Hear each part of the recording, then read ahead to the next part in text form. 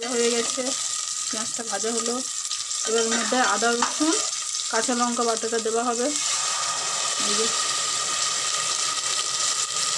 পেঁয়াজটা বেশি মানে একটু বাদামি বাদামি হলেই মশলাগুলো ছেড়ে দিতে হবে। এই যে এরকম ধরনের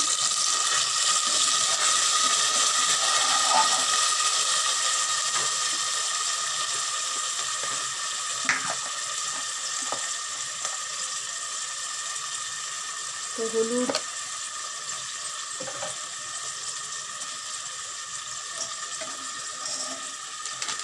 এই যে তরকা মশলাটা দেওয়া হবে এর মধ্যে।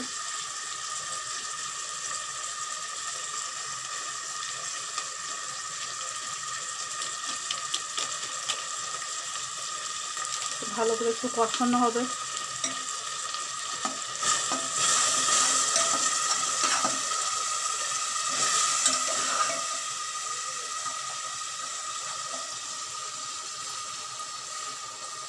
একটু অল্প জল দিতে হবে।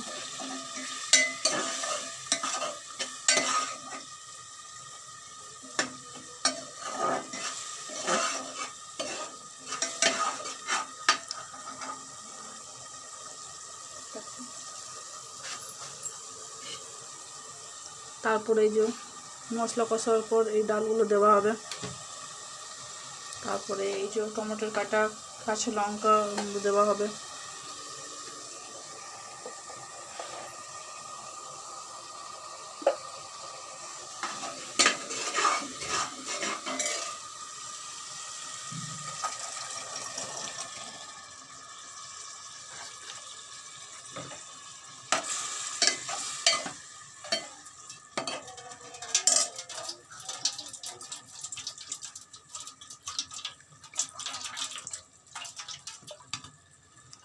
এটা কিন্তু কুকারের মধ্যেই করা হয়, এটা কিন্তু কুকারের মধ্যেই করবে।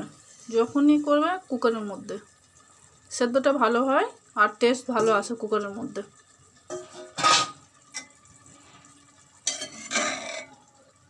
তারপরে এই যে টমেটোর কাঁচা লঙ্কা কেটে ঢাকা দেওয়া হবে। এর মধ্যে ধনেপাতা দেওয়া হয়, সেটা নামাবার সময় দেবো, এখন নয়। এটা কেমন হয়েছে আমাকে কমেন্ট করে জানাবেন।